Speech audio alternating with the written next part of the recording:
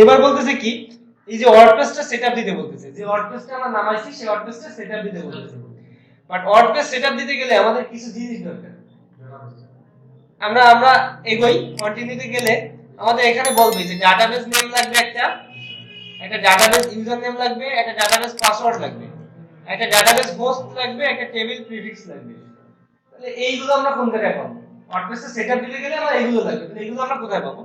Everybody get your fucking hands up.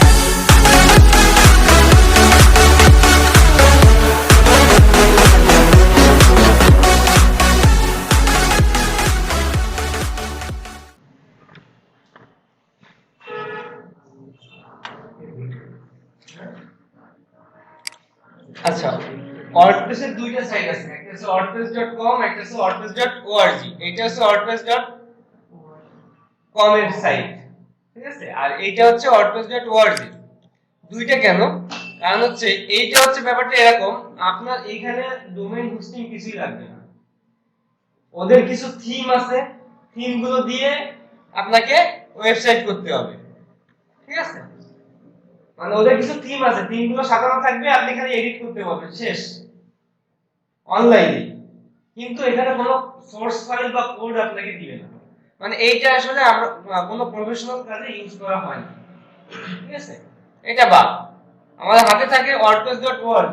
এটা হচ্ছে সম্পূর্ণ সোর্স ফাইল আপনাকে দিয়ে দেবে, আপনি এই সোর্স ফাইল দিয়ে যা ইচ্ছা তাই করতে পারেন। যে কোনো প্রফেশনাল কাজ এই wordpress.org থেকে করা হয়। এই wordpress.org সিস্টেমটা এরকম, এরা শুধু ফাইলগুলোই আপনাকে দেবে, আর A to Z আপনার নিজে করতে হবে।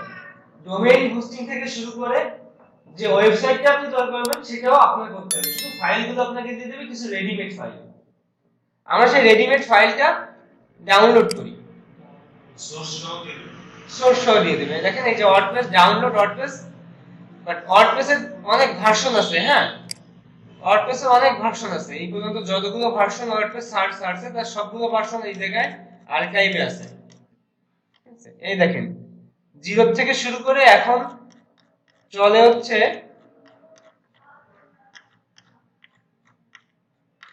4.2.4.2, ঠিক আছে। আমরা এই ভার্সনটা ডাউনলোড করতে পারবো, জিপ ভার্সনটা ডাউনলোড করলাম, ছোট একটা ফাইল আমরা ডাউনলোড করতে থাকি। এখানে আপনি কিছু পিএসপি ফাইল পাবেন, কিন্তু আপনাদের এই মুহূর্তে পিএসপি ফাইল মানে পিএসপি জানারও প্রয়োজন নেই, বোঝারও প্রয়োজন নেই। এরা এই পিএসপি দিয়ে একটা ওয়েবসাইট দাঁড় করা দেবে। আপনার যদি কখনো কোনো প্রয়োজন হয় এইচটিএমএল দিয়ে আপনি কাজ চালাতে পারবেন, কিন্তু আপনি যখন ডেভেলপমেন্টে চলে যাবেন, মানে আমরা এখন কি করব, থিম থাকে কিছু রেডিমেড থিমকে কাস্টমাইজেশন করা শিখব, ঠিক আছে। এই ক্ষেত্রে আপনার শুধু এইচটিএমএল জানা থাকলেই হবে, কিন্তু এই থিমটাও আমরা এই কোর্সের ভিতরে বানানো শিখব। যে থিমগুলো আমরা মানে বিক্রি করি, আমরা না, মানে সবথেকে বড় যে মার্কেট প্লেস সেটা হচ্ছে থিম ফরেস্ট।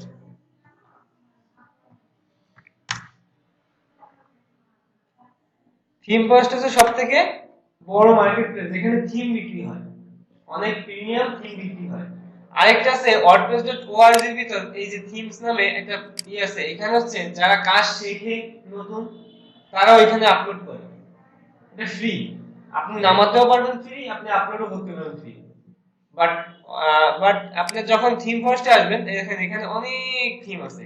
এখানে ওয়ার্ডপ্রেস নামে আলাদা একটা ক্যাটাগরি আছে, এই ক্যাটাগরির ভিতর একটা থিম আছে, দেখবেন অ্যাভাডা নাম করে একটা থিম আছে। এই যে অ্যাভাডা, এই পর্যন্ত অ্যাভাডা থিমটা বিক্রি হয়েছে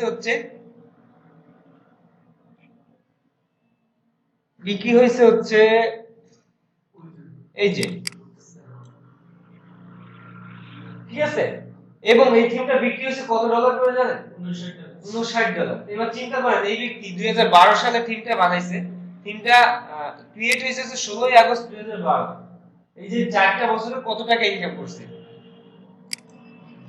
শুধু একটা থিম বানায়। দেখেন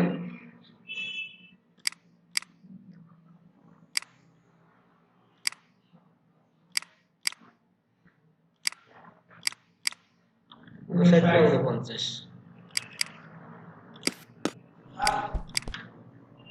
এটা কিন্তু ডলার। এই কোম্পানিটা হচ্ছে এটা ডিজাইন করেছে তারা হচ্ছে পাকিস্তানি, আর তৈরি করছে হচ্ছে ইউএসএ একটা কোম্পানি। এর সাথে টাকা গুণ দিলে মানে 80 গুণ দিলে কোথায় চলে যাবে আমরা চিন্তা করতে পারছি না। বাট এই যে লাস্ট 4টা বছর এই কোম্পানি একটা থিমই তৈরি করছে। আদার্স কোম্পানিগুলো কি করে, অনেক থিম তৈরি করে, 10টা 20টা 30টা থিম তৈরি করে, কিন্তু তাদের মানটা ওই মানের হয় না। ঠিক আছে, আমরা কি করব, এই থিম বানানো শিখবো, একদম সেম টাইপের থিম বানানো শিখবো। এদের যে মানের থিম সেই মানের থিম বানানো তৈরি করে আমরা এই কোর্সের ভিতরে শিখবো। বাট আপাতত আমরা কি করব, আমরা এই থিমটাকে কাস্টমাইজেশন করা শিখবো। আর থিমটা তৈরি করব তো একজন মানুষ নিয়ে কাস্টমাইজেশন করবে, কাস্টমাইজ করতে যে সে কি প্রবলেমে পড়বে বা কি সুবিধা দিতে হয়, এইগুলো আমরা হচ্ছে আগামী 1 থেকে 1.5 মাস শিখবো। এবং ম্যাক্সিমাম কাজ অনলাইনে পাওয়া যায় কিন্তু কাস্টমাইজেশন থিম ফার্স্ট থেকে ক্লায়েন্ট থিম কিনে দেয়, আমরা সেই থিমগুলো তৈরি নিয়ে তাদের অনুযায়ী ওয়েবসাইট তৈরি করে দেব। ঠিক আছে, তাহলে এই যে আমরা এখানে অনেক থিম আছে, ওয়ার্ডপ্রেসের ভিতরে পপুলারে গেলে অনেক থিম আছে। আচ্ছা, এই থিমটা আমরা একটু দেখি কেমন থিম।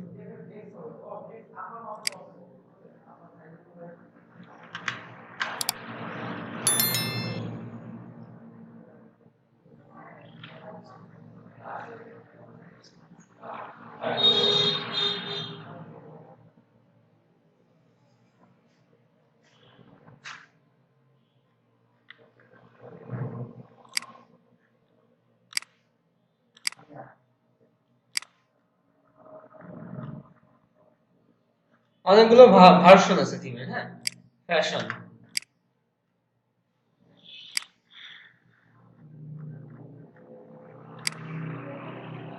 একটা ভার্সন, ই কমার্স ভার্সন।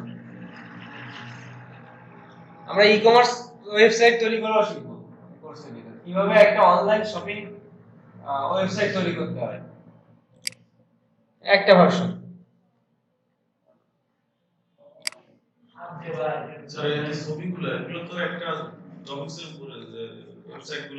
হ্যাঁ হ্যাঁ, এই ছবিগুলো অবশ্যই আপনি নিজে যদি ক্লায়েন্ট আপনাকে বলে, মানে মনে করেন যে ক্লায়েন্টের একটা সাইট থাকলো, তার একটা সেলুন, একটা সেলুনের একটা ওয়েবসাইট বানাতে হবে, তাহলে নিশ্চিত আপনার ছবিগুলো সেলুন ক্যাটাগরির ভিতর চলে যাবে।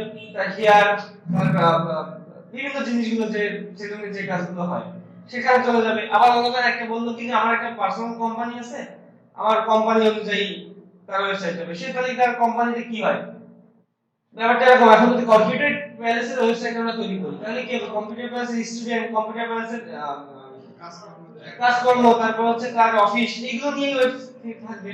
ব্যাপারটা এরকম, আপনার ক্লায়েন্ট আপনাকে দিবে, প্রয়োজনে আপনাকে যদি গুগল থেকে সার্চ করে নিতে বলে তা নিতে হবে, সেক্ষেত্রে আপনার পেমেন্ট সেরকম হবে।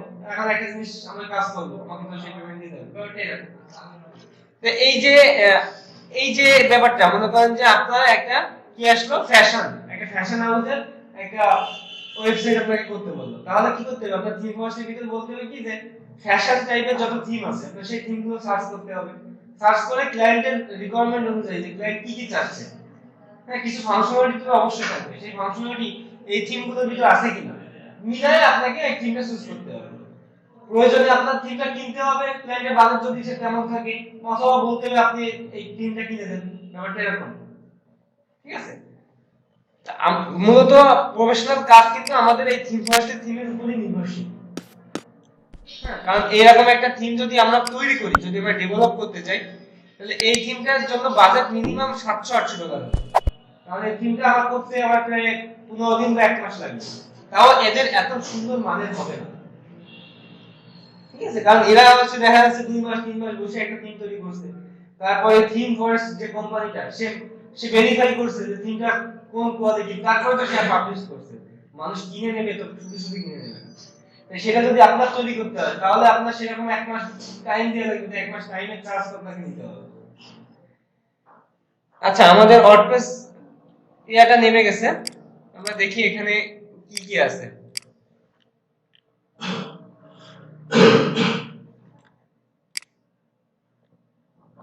এই যে জিপটা আমরা ভাঙি,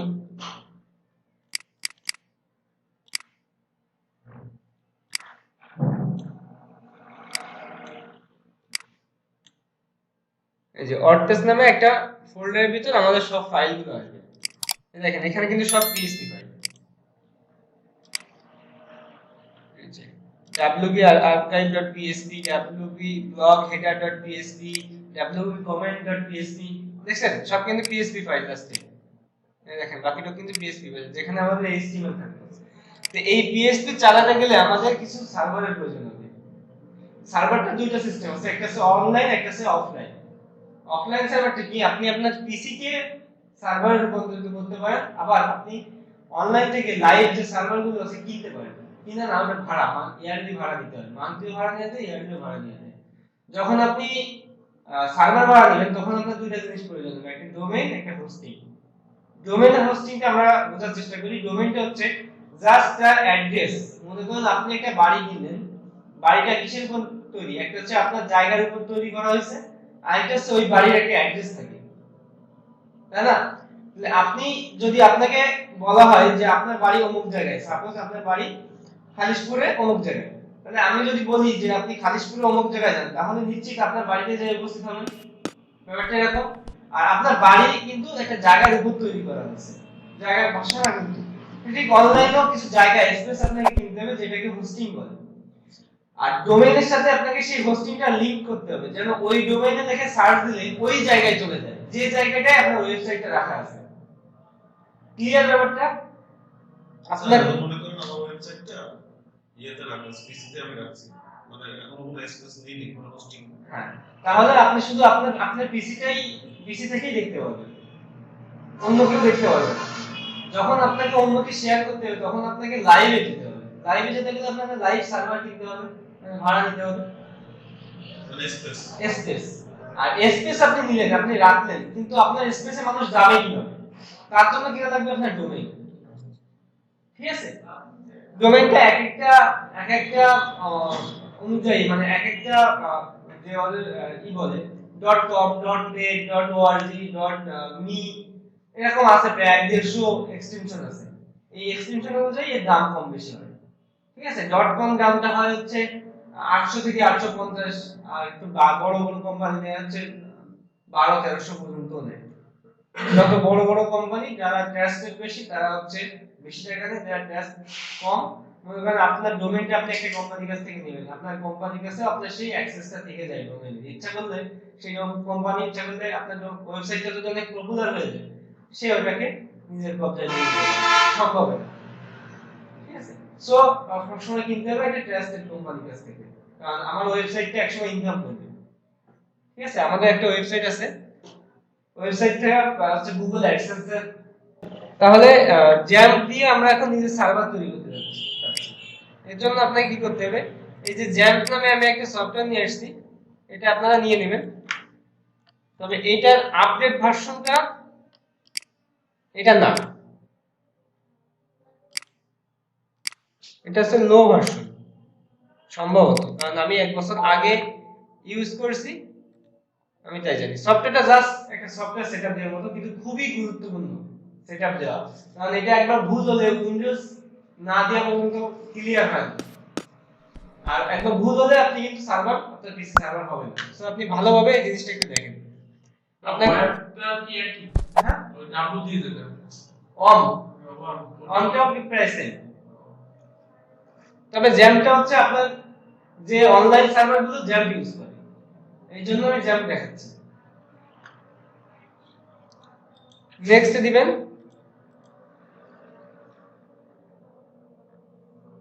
কি ডাউনলোড করতে বলবো? ও, এই জিনিসটা আপনাদের ডাউনলোড থাকা বলতেছে, যে এটা থাকতে হবে।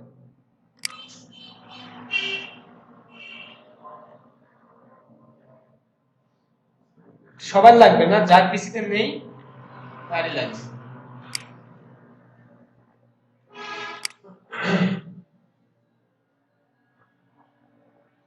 তবে এখন থেকে কিন্তু আপনাদের ইন্টারনেট লাগবে, হয়তো এই প্যালেসে ইন্টারনেটের ব্যবস্থা করা হবে।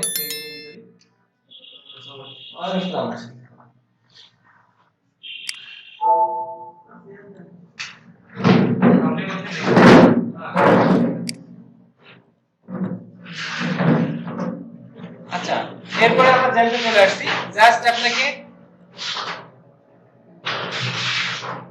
একটা সফটওয়্যার যেভাবে সেটআপ দেন সেভাবেই সেটআপটা দিতে হবে।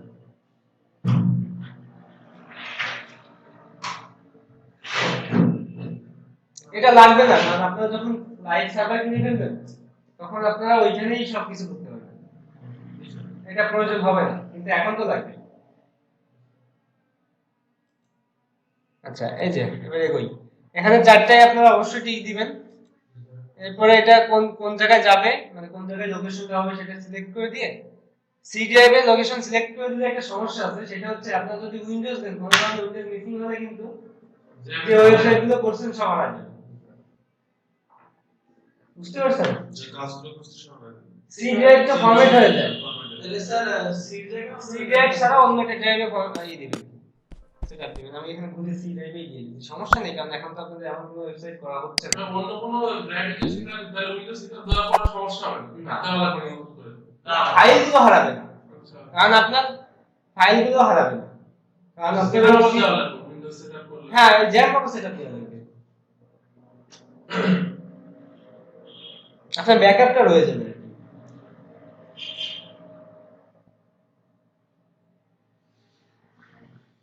সেটা হচ্ছে, কিন্তু স্ট্রাকচার হচ্ছে আপনার অন্য ড্রাইভ, ফাইলটা অন্য ড্রাইভে থাকে। আমি আসলে এই ব্যাপারটা ভালো জানি না, যে যদি সফটওয়্যার যদি অন্য ড্রাইভে সেটআপ দেওয়া হয়, উইন্ডোজ দেওয়ার পরে সেই সফটওয়্যারে কি হয়? থাকে স্যার থাকে? সেটআপ করে সব থাকে ও তাহলে থাকবে, আমি সঠিক জানি না, কারণ কখনো আমার সামনে এরকম বাদিনি।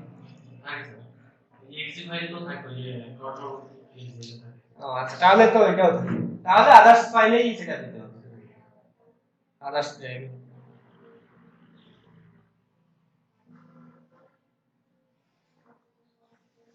ভাই কি মাথার উপরে যাচ্ছে নাকি? না এটা ইজি কাজ। স্যার এই 10 মিনিট গেছে স্যার ভয়টা লাগে না। আপনারা যদি এখন থেকে ভালোভাবে বুঝে যান জি স্যার তাও সুন্দরভাবে ইনকাম করতে পারবেন, যথেষ্ট। কারণ ম্যাক্সিমাম কাজই থাকে ওয়ার্ডপ্রেস কাস্টমার হিসেবে, খুব একটা কঠিন না, ক্লায়েন্টের রিকোয়ারমেন্টটা ভালোভাবে বুঝলে আর ওয়ার্ডপ্রেস সম্পর্কে ভালো ধারণা থাকলে ইজি। ডেভেলপমেন্ট আসলেই কেউ করতে চায় না, কারণ একটা ডেভেলপমেন্টে কাজ করতে গেলে অফিসার ওখানে বসে বসে করতেছে একটা কাজ করতে গেলে তার মিনিমাম 4 থেকে 5 দিন টাইম লাগে, একদম 24 ঘন্টা কাজ করা লাগে। কারণ একটা জিনিসকে আপনি সুন্দরভাবে নিয়ে আসবেন, যথেষ্ট ফাংশনালিটি সহ, অনেক টাইম লাগবে। সেক্ষেত্রে ডিজাইন একটা থিম নিয়ে আসেন, নিয়ে এসে সুন্দরভাবে এডিট করে দিলেন, 5-6 ঘন্টা বা সর্বোচ্চ একদিনে আপনার কাজটা শেষ হয়ে যাবে, বা 2 দিনই লাগবে। আপনি এখানে পাচ্ছেন কত, $200, ওখানে পাচ্ছেন $500। তো ওখানে 3-4-7 এক সপ্তাহ বা তার বেশি সময় কষ্ট করে আপনি $500 ইনকাম করার থেকে এটা ঠাস করে মেনে দিয়ে কাজ করাটা অনেক সোজা। আচ্ছা ফিনিশ। আচ্ছা এক্ষেত্রে একটা ব্যাপার আপনাকে মাথায় রাখতে হবে, যদি আপনার স্কাইপ সেটআপ দেওয়া থাকে আপনার পিসিতে, সেক্ষেত্রে আপনাকে স্কাইপে একটা জিনিস অফ করতে হবে, এখানে স্কাইপ সেটআপ দেওয়া নাই। সো আপনার এইখানে এই দুটো যখন আপনি স্টার্ট করবেন, মানে আপনি যে জ্যামটা সেটআপ দিয়েছেন এই সেটআপটা দেওয়ার পরে আপনার জ্যামটা ওপেন হবে এরকম, ক্লিয়ার?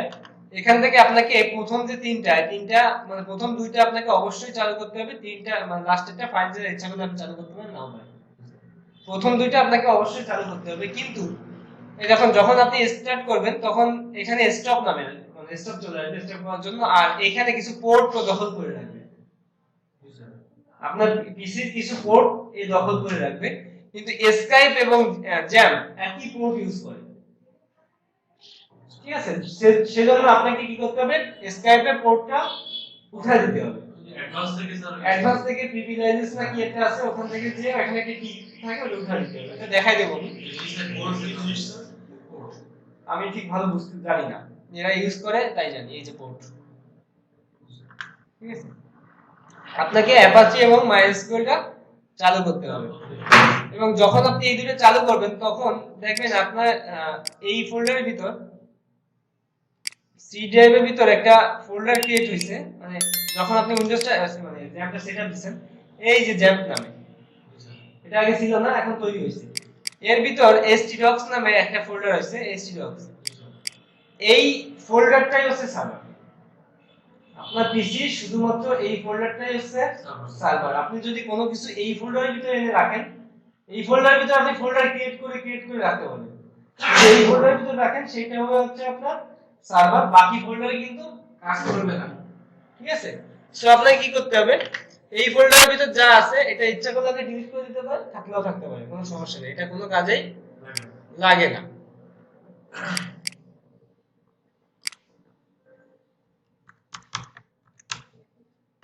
আপনি কি করলেন, একটা ফোল্ডার করে ঢুকে দিলেন, আরেকটা ফোল্ডার আপনি ক্রিয়েট করলেন আপনার যে কোনো নামে, মনে করলাম আমরা ক্লাস নামে করি,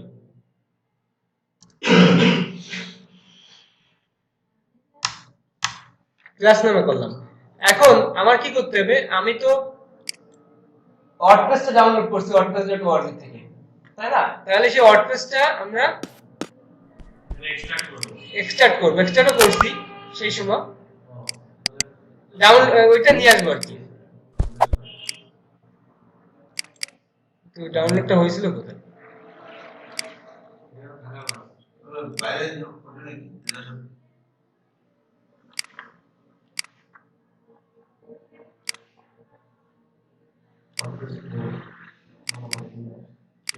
টেম্পের ভিতরে। আচ্ছা, আমরা এই ওয়ার্ডপ্রেসটা এক্সট্রাক্ট করে আমরা আলাদা একটু রেখে দিই, কারণ প্রতিবার ডাউনলোড করার প্রয়োজন হবে না। ঠিক আছে, এবার এই ওয়ার্ডপ্রেসের ভিতর দেখেন কিছু ফাইল আছে, এই ফাইলগুলো পুরোটা আমরা কপি করব। কপি করে সেই সি ড্রাইভের ভিতরে htdocs এর ভিতর ফোল্ডারের ভিতর আমরা ওটা পেস্ট করব।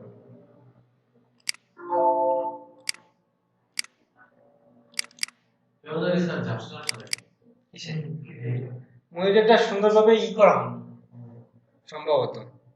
ক্লাসের ভিতর আমরা ওইটাকে পেস্ট করব।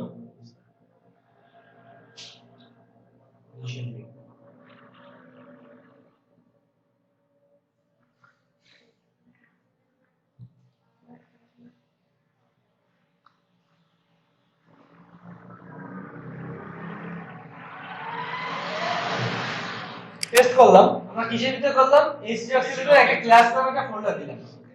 আচ্ছা, আমরা যখন জ্যামটা সেটআপ দিছি তখন আমরা লোকালহোস্ট নামে একটা ব্রাউজারে যদি লিখি লোকালহোস্ট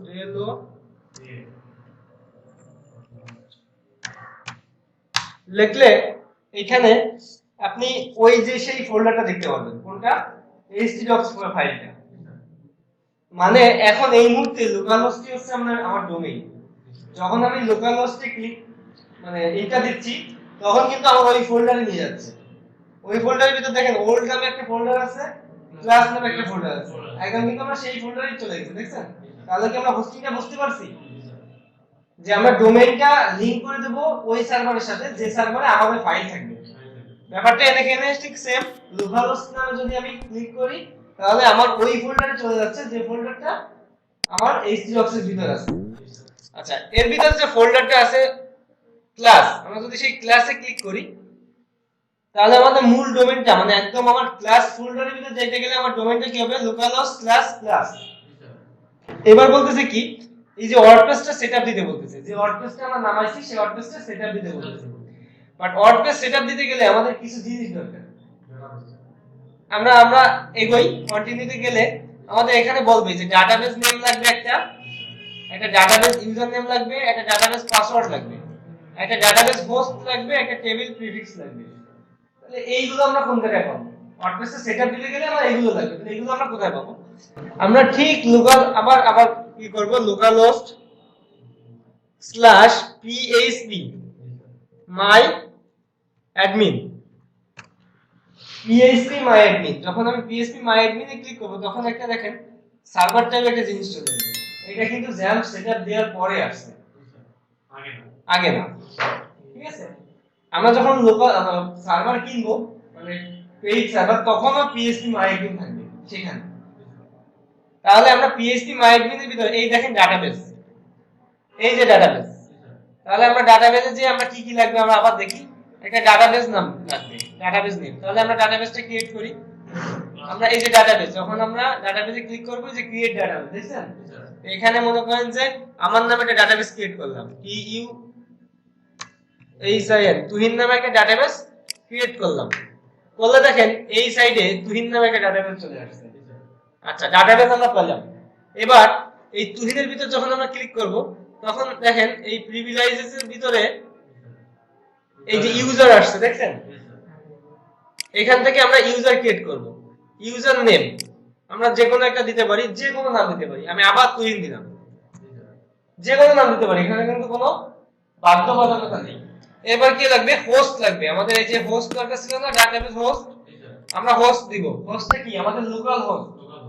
তাহলে আমরা যদি এখান থেকে লোকালটা সিলেক্ট করে দিই তাহলে কিন্তু লোকাল হোস্ট চলে আসবে, অথবা আমরা লোকাল হোস্ট লিখেও দিতে পারি। একটা কি লাগবে? পাসওয়ার্ড লাগবে, ডাটাবেস পাসওয়ার্ড, তাই না? লোকাল হোস্ট বলতে কি আমাদের পিসির হোস্ট, ঠিক আছে? এরপর কি লাগবে? পাসওয়ার্ড লাগবে। আমরা ইচ্ছা করলে পাসওয়ার্ড দিতে পারি, ইচ্ছা না করলে পাসওয়ার্ড নাও দিতে পারি। সো আমরা বেশি ভেজাল না করে পাসওয়ার্ডটা ফাঁকা রেখেই যাই। হ্যাঁ, পাসওয়ার্ডটা আমরা জেনারেট করে দিতে পারি। এরপরে আমার এই যে এখানে এই চেক অল করে দিতে হবে, এইগুলো সবগুলোর জন্য টিক চিহ্ন থাকে, তা না হলে কিন্তু আমার ওয়েবসাইটটা মানে সেটআপ নেবে না। হ্যাঁ, কিছু কিছু সিকিউরিটির ব্যাপার আছে। এরপরে আমরা এই যে অ্যাড ইউজার, পাসওয়ার্ড ইনটি, এখন নতুন ভার্সনে পাসওয়ার্ড না হলে দিতেই হবে। পাসওয়ার্ডটা আমরা জেনারেট করে নিলাম, জেনারেট করে কপি করে রাখলাম, অ্যাড ইউজার। আচ্ছা, তাহলে এবার আমি একটা টেক্সট ফাইল তৈরি করি। এখানে পাসওয়ার্ডটা লিখে রাখলাম। আর কি কি পাইছি? প্রথমে পাইছি ডাটাবেস, ডাটাবেস নেম দিছিলাম তুহিন। আর এবার কি পাইছি? ডাটাবেসের ইউজার নেম, ইউজারও মেবি তুহিন দিছিলাম। আর পাসওয়ার্ডটা জেনারেট পাসওয়ার্ড। আর একটা হোস্ট পাইছি। ডাটাবেসটা কি স্যার এখানে? আচ্ছা, ডাটাবেসটা হচ্ছে এই, আপনি যখন HTML করতেছিলেন তখন আপনার তথ্য এবং কোড, ইমেজ, তিনটার ভাগ ছিল না? কোডগুলো এক জায়গায় ছিল, তার ভিতরে আপনার তথ্য, আপনার কন্টেন্ট ছিল, যে লাইনটাই লিখবেন না কেন তার ভিতরে দিতেন। আর ইমেজ নামে ইমেজ আলাদা একটা ফোল্ডারে থাকতো। ওয়ার্ডপ্রেসের সিস্টেমটা এরকম না, কোডগুলো এক জায়গায় থাকে, তথ্যগুলো এক জায়গায় থাকে, ইমেজগুলো আরেক জায়গায় থাকে। আপনার টোটাল তথ্যগুলো যাবে হচ্ছে ডাটাবেসের ভিতরে। আপনি যদি ডাটাবেস, একটা ওয়েবসাইট বানানোর পরে ডাটাবেসটা হারাই ফেলেন তাহলে আপনার ওয়েবসাইটটা আবার দরকার চলে আসবে, পুরো একদম পুরো সব তথ্য হারায় যাবে। আপনার যদি ব্যাকআপ থাকে, আপনি যদি ব্যাকআপটা আবার রিস্টোর করে দেন তাহলে আবার ওয়েবসাইটটা দেখাবে। সো আপনাকে ডাটাবেস তথ্যগুলো আলাদা চলে যাবে, ইমেজগুলো আলাদা চলে যাবে, আর কোডগুলো আলাদা থাকবে। এই জন্য ডাটাবেসটা আলাদা তৈরি করা লাগে। যে কোনো পিএইচপি দিয়ে যে ওয়েবসাইটগুলো তৈরি করতে হয় সবটার জন্য ডাটাবেস দরকার, এবং এই ডাটাবেস এর সাথে আপনার কোডগুলো কানেক্ট হওয়ার জন্য আপনার সার্ভার দরকার। ব্যাপারটা এরকম। তাহলে আমাদের এখন ডাটাবেসে কিছু নাই, এখন ডাটাবেসে পুরো ফাঁকা। দেখাচ্ছি তাহলে বুঝতে পারবেন। তাহলে আমরা কি কি পেলাম? এগুলো আমাদের দরকার ছিল, আমরা সেগুলো কি পাইছি? তাহলে এবার আমরা ওয়ার্ডপ্রেস সেটআপ দিতে এগোই। এই যে এবার লেটস গো। এখানে ডাটাবেস নেম আমরা কি ছিল? Tuhin. User name Tuhin. Password generate পাসওয়ার্ডটা, ডাটাবেস লোকাল হোস্ট এখানে অটো দেওয়া আছে। টেবিল প্রিফিক্সটা কি? আপনি একটা ডাটাবেসের ভিতর অনেকগুলো ওয়েবসাইট লিংক করতে পারবেন, মানে একটা ডাটাবেসের ভিতর দুই তিনটা ওয়েবসাইটের তথ্য রাখতে পারবেন। এখন আপনার প্রত্যেকটা ডাটাবেসের ভিতর টেবিল ক্রিয়েট হবে। অনেক আগে যখন MySQL ডাটাবেস ছিল না তখন এই টেবিল ক্রিয়েট করা লাগতো নিজেদের, করতে করতে একটা ওয়েবসাইট করতে 1 মাস 2 মাস লাগতো, প্রত্যেকটা টেবিল ক্রিয়েট করা লাগতো। ওই যে টেবিল ক্রিয়েট করা শিখছি না আমরা HTML এ, টেবিল ক্রিয়েট করা লাগতো। MySQL আসার পরে এইগুলো সব অটোমেটিক জেনারেট হয়। এই টেবিলগুলো আপনার একটা তথ্য চলে আসবে, সেই তথ্যটার জন্য একটা টেবিল ক্রিয়েট হয়ে যাবে। টেবিলের আগে আপনার একটা ছোট শর্ট নেম আসে, যে এখানে যদি WP থাকে তাহলে এই ওয়েবসাইটের যতগুলো টেবিল ক্রিয়েট হবে সব টেবিলের আগে WP তৈরি হবে। যেমন একটা ইউজারের জন্য সাপোজ একটা টেবিল ক্রিয়েট হলো, ইউজার আগে WP আন্ডারস্কোর ওই ইউজার।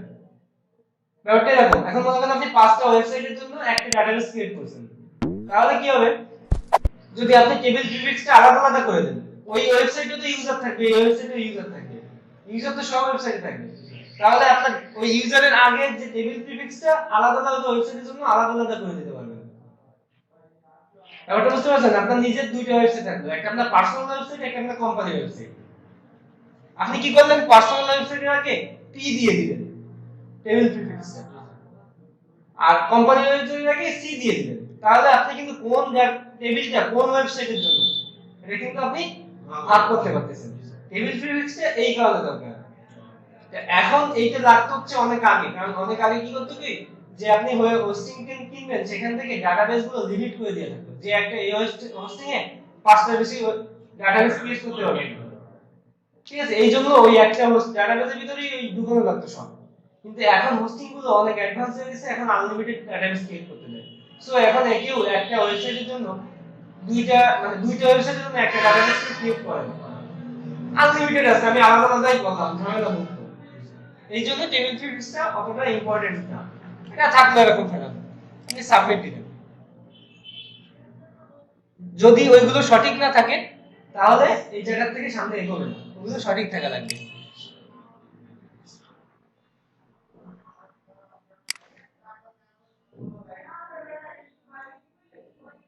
এই যে এবার আপনার ওয়েবসাইটটা হয়ে গেছে, কিন্তু আমাদের এই ওয়েবসাইটের একটা টাইটেল থাকে। আপনারা যখন এইচটিএমএল করেন একদম হেডের উপরে না ভিতরে কোন জায়গায় থাকে, এইচটিএমএল বলা পারি না, ওখানে একটা হেডিং থাকে না, টাইটেল। সেই টাইটেলটা আপনাকে এই যে সাইট টাইটেল এখানে দিতে হবে।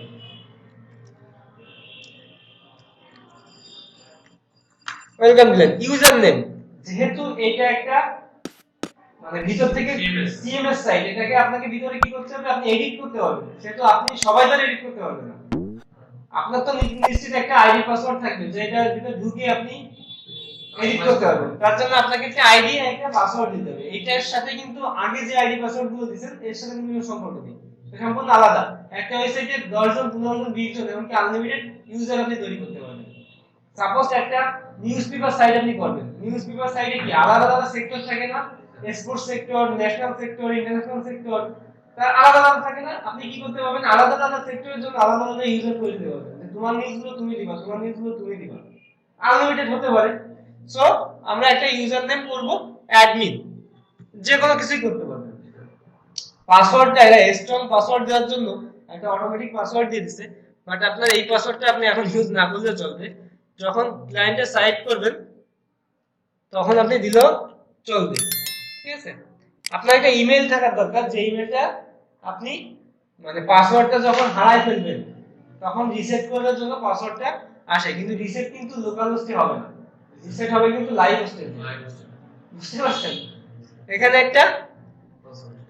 একটা ইমেল দিতে হবে, অ্যাডমিন আপনার যে কোনো একটা নাম, হ্যাঁ, যার যে ডোমেইন থাকবে সেই ডোমেইন হচ্ছে এটা থাকবে।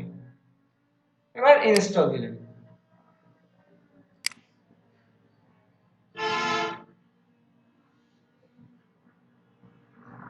ডোমেইনটি লোকতে ইমেল অ্যাড্রেস কি? হ্যাঁ, ডোমেইন কিন্তু ইমেল ফ্রি থাকে। এই যে সাকসেস, মানে আপনার ওয়েবসাইট ওয়ার্ডপ্রেসটা সেটআপ দেয়া শেষ। ইউজার নেমটা অ্যাডমিন, পাসওয়ার্ডটা হচ্ছে আমি যেটা দিছি, ঠিক আছে? তাহলে এবার আমরা সেই ওয়েবসাইটে ক্লিক করি। বলেন তো ডোমেইনটা কি ছিল? Localhost class class localhost class ফোল্ডারটার নাম। দেখেন এখানে একটা ওয়েবসাইট তৈরি হয়ে গেছে, ডেমো। এই ওয়েবসাইটটা যদি আপনি করতেন HTML দিয়ে একদম সেম, তাও আপনার 2 থেকে 3 ঘন্টা বেশি টাইম লাগবে। এখানে দেখেন অটোমেটিক তৈরি হয়ে গেছে। এবার এই সাইটের ব্যাকএন্ডে আপনি কিভাবে ঢুকবেন, মানে এডিট করার জন্য, এটা তো ফ্রন্ট এন্ড সবাই দেখতে পারবে। ওয়ার্ডপ্রেসের ডিফল্ট ব্যাকএন্ডে ঢোকার যে লিংকটা সেটা হচ্ছে আপনার ডোমেইনের নামের শেষে wp-admin না -admin wp-admin। এটা যখন আপনি ক্লিক করবেন তখন একটা আইডি পাসওয়ার্ড দেওয়ার জায়গা আসবে। এই যে এখানে অ্যাডমিন, আপনার আইডি পাসওয়ার্ড আপনি যা দিছিলেন অটোমেটিক সেভ হয়ে গেছে ব্রাউজারে। আমি ঢুকলাম। যদি রিমেম্বার মি দেওয়া হয় তাহলে আর পরবর্তীতে চাবে না, এটা সরাসরি ঢুকে আসবে। এখান থেকে আপনি যে কোনো কিছু করতে পারবেন, থিমটাও আপনি চেঞ্জ করে দিতে পারবেন। যে থিমটা আমি দেখালাম ওখানে, এখান থেকে যে অনেকগুলো থিম আছে, তিনটা থিম থাকে সবসময় ডিফল্ট, আপনি যে কোনোটা সিলেক্ট করে দিতে পারেন। সিলেক্ট করে দিয়ে আপনি যদি সেইটাই আপনি ক্লিক করেন ওয়েবসাইটে লোকালস প্লাস প্লাস, তাহলে দেখেন ওই ডিজাইনটা চেঞ্জ হয়ে গেছে। এই দেখেন, আমরা আজকে প্র্যাকটিস করব হচ্ছে এই সার্ভার ক্রিয়েট করা এবং ওয়ার্ডপ্রেস সেটআপ করা। তবে একটা মজার ব্যাপার হচ্ছে লাইভ হোস্টে এই ওয়ার্ডপ্রেসটা সেটআপ দেওয়া লাগে না। ওখানে একটা ওয়ার্ডপ্রেসের লোগো আছে, ক্লিক করলে ওয়ার্ডপ্রেসে সেটআপ হবে। কিন্তু আপনাকে তো শিখতে হবে। তাহলে আমরা আজকে এটা শিখবো। এটা না শিখে কেউ